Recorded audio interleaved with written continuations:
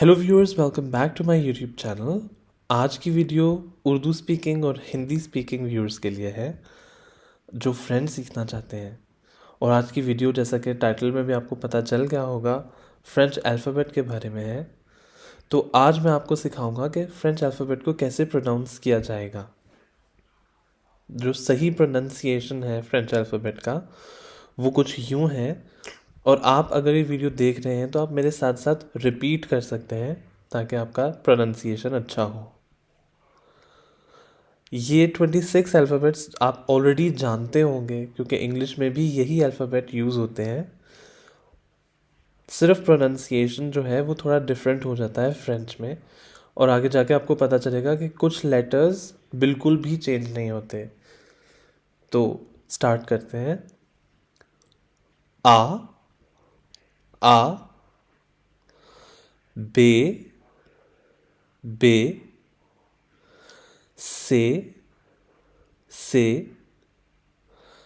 दे, दे, उ, उ,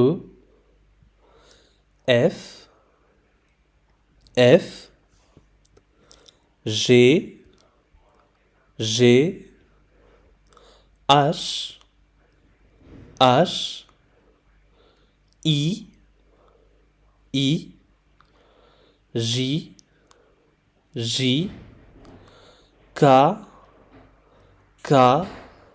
L, L, M, M, N, N,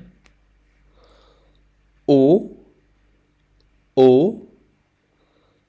पे, P, Q, Q, R, R, S, S, T, T, U, U, V, V, W, W, X, X, Y, Y, Z, Z।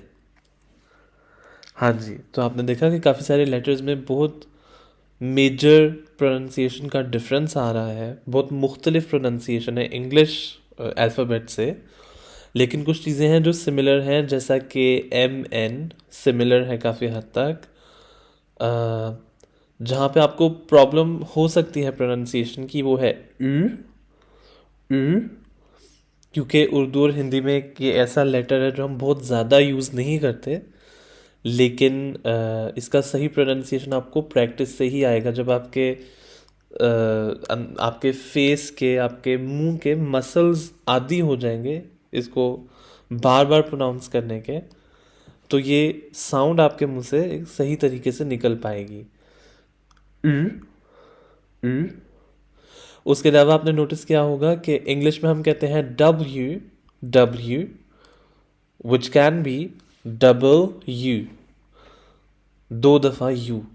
लेकिन French में ये हो जाता है W, यानी कि डबल वी, डब्ल्यू। ये एक स्लाइड चेंज इंग्लिश लैंग्वेज से है फ्रेंच। तो व्यूअर्स, आगे बढ़ते हैं और बात करते हैं अब फ्रेंच पर्सनल प्रोनाउंस की। मैं आपको इस वीडियो में ये भी बताऊंगा कि फ्रेंच पर्सनल प्रोनाउंस क्या हैं और किस तरह यूज़ किए जाते हैं। तो ये हैं फ्रेंच पर्सनल प्रोनाउंस, जिनको मैंने इंग्लिश में भी लिखा है इस साइट पर ताकि आप लोगों की हेल्प हो सके। तो बेसिकली पर्सनल प्रोनाउंस क्या हैं? I, you, he, she, it, we, you and they. English में ये पर्सनल प्रोनाउंस है। उर्दू में या हिंदी में हम कहेंगे मैं, तुम, वो लड़का या ये लड़का, वो लड़की या ये लड़की। इट एक ऐसा पर्सनल प्रोनाउन है जो कि किसी भी नॉन लिविंग ऑब्जेक्ट या जगह के लिए यूज़ होता है। कुछ भी जो इंसान ना हो और कुछ हो, कोई एनिमल भी हो, कोई नॉन लिविंग थिंग भी हो, तो उसके लिए पर्सनल प्रोनाउन इट यूज़ हो सकता है। एक ख्याल आपके जहन में आता है तो उसके लिए इट यूज़ होगा, अगर मौसम का हाल बताना है तो उसके लिए भी इट यूज़ होगा। बेसिकली ह्यूमन बीइंग, इंसान को छोड़ के जितनी भी चीज़ों के लिए अगर आपने रेफ़र करना है उनकी तरफ, तो आप पर्सनल प्रोनाउन इट यूज़ करेंगे। यहाँ पर ये वाला पर्सनल प्रोनाउन जो फ्रेंच में ओ पढ़ा जाता है, इसका और इट का कुछ लेना देना नहीं है, इट का इक्वल नहीं है फ्रेंच में। ये बात बहुत ज़रूरी है समझना, मैं जब फ्रेंच में आऊँगा तो फिर आपको समझाऊँगा कि ओ का क्या मतलब है। लेकिन इंग्लिश में इट, जैसे मैंने बताया, एक ऐसा पर्सनल प्रोनाउन है जो ह्यूमन बीइंग्स के अलावा किसी भी चीज़ को रेफ़र करने के लिए यूज़ होगा। फिर आ जाता है वी, जिसका मतलब है हम। You plural in the sense, जब बहुत ज़्यादा लोगों से आप एड्रेस करेंगे तो आप पर्सनल प्रोनाउन यू यूज़ करेंगे। लेकिन इंग्लिश में क्योंकि कोई डिफरेंस नहीं है सिंगुलर यू में और प्लूरल यू में, तो जो हिंदी या उर्दू में हम तुम और आप की तमीज़ करते हैं वो इंग्लिश में नहीं होती, लेकिन वो फ्रेंच में होगी। मैं आपको एक्सप्लेन करूँगा विद इन अ सेकेंड। और दे, जो लास्ट पर्सनल प्रोनाउन है इंग्लिश में, जिसका मतलब है वो लोग, प्लूरल में वो लोग, जो कि फ्रेंच में हम देखेंगे कि थोड़ा सा मुख्तलिफ है क्योंकि ये जेंडर बायस है।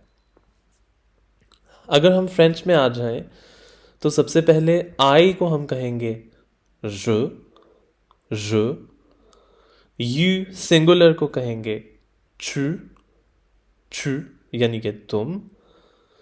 il, वो लड़का या ये लड़का। elle, वो लड़की या ये लड़की। और on, जैसा कि मैंने बताया कि इसका इट से कोई लेना देना नहीं है।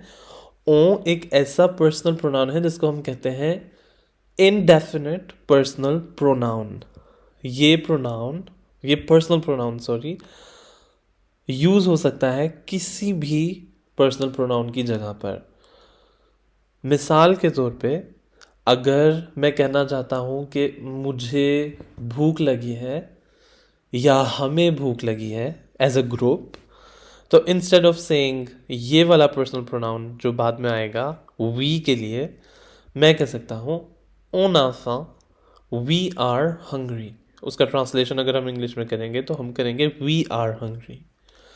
इसी तरह अगर मुझ अकेले को भूख लगी है तो भी मैं कह सकता हूँ ऑन आफा आई एम हंग्री।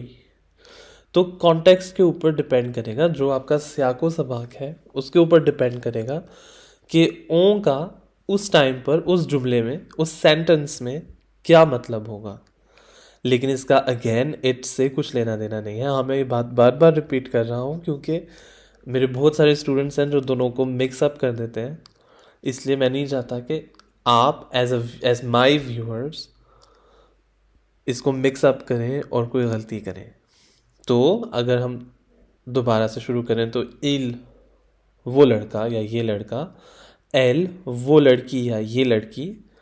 ओ, जो किसी भी पर्सनल प्रोनाउन के लिए यूज़ हो सकता है अगर हम प्रिसाइज नहीं करना चाहते कि किसकी बात हो रही है, अगर हम जानबूझकर एक शुबह डालना चाहते हैं अपने जुमले में। फिर आ जाता है नू। बी केयरफुल क्योंकि फ्रेंच में most of the times, majority of the times आप एस प्रोनाउंस नहीं करेंगे। जो एंड में एस आता है उसको आप प्रोनाउंस नहीं करेंगे। इसी तरह प्लूरल्स में भी जब एस आएगा, कोई चीज़ सिंगुलर है और फिर उसके प्लूरल में जब एस आएगा तो वो एस भी फ्रेंच लैंग्वेज में प्रोनाउंस नहीं किया जाता।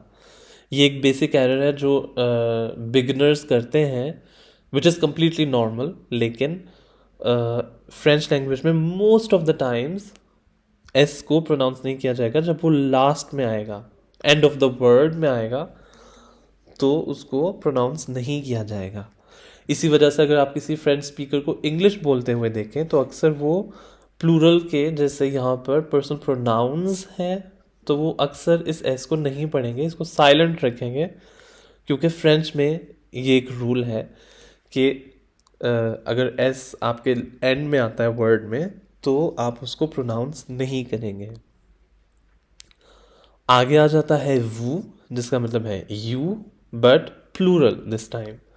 वो ज़रूरी नहीं कि प्लूरल हो, ये सेम डिफरेंस है जो तुम और आप में डिफरेंस है। तुम या तू, छु, आप किसी को इज्जत से, एक एक अकेले इंसान को भी अगर आप इज्जत से आप कह रहे हैं तो आप कह सकते हैं वो, जैसे कि आप अपने टीचर को कहेंगे वो। लेकिन अगर एक ग्रुप है जिसको आपने कहना है आप सब लोग, तो उसके लिए भी वो इस्तेमाल होगा। और फिर आ जाता है वे, यानी कि वो लोग या ये लोग। तो इसमें एक जो डिफरेंस है फ्रेंच लैंग्वेज में वो ये है कि अगर वो लोग सिर्फ मर्द हैं तो उनके लिए इल आएगा। अगर वो लोग सिर्फ औरतें हैं, जैसे एक औरतों की महफिल है या एक औरतों का हुजूम जा रहा है, तो उनके लिए हम यूज़ करेंगे L with N S. Same thing यहाँ से, लेकिन एस लगाकर। तो एल वो औरतें, इल वो मर्द। लेकिन क्योंकि मोस्ट ऑफ द टाइम्स हमें यूज़ करना पड़ेगा एक ऐसा पर्सनल प्रोनाउन जो वो लोग जिसमें औरतें और मर्द दोनों शामिल होंगे, तो हम प्रेफरेंस देंगे इल को। ये एक ग्रामेटिकल रूल है, इसमें कुछ फ़िलहाल जो एक ग्रामेटिकल रूल चलता आ रहा है वो यही है कि अगर सिर्फ मर्द हैं तो इल आएगा, एस लिखेंगे लेकिन उसको पढ़ेंगे नहीं। अगर सिर्फ औरतें होंगी तो एल आएगा, और अगर मर्द और औरतें मिक्स हैं, चाहे सिर्फ एक मर्द है उस ग्रुप में और बाकी सब औरतें हैं, तो भी इल ही आएगा।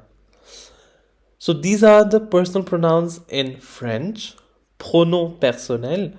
अब हम एक छोटी सी एक्सरसाइज करते हैं इनको प्रोनाउंस करके सही तरह कंटिन्यूसली प्रोनाउंस करेंगे from the first one I to the last one they.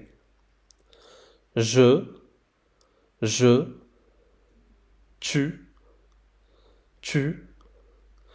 il, elle, on, nous, vous, il, elle.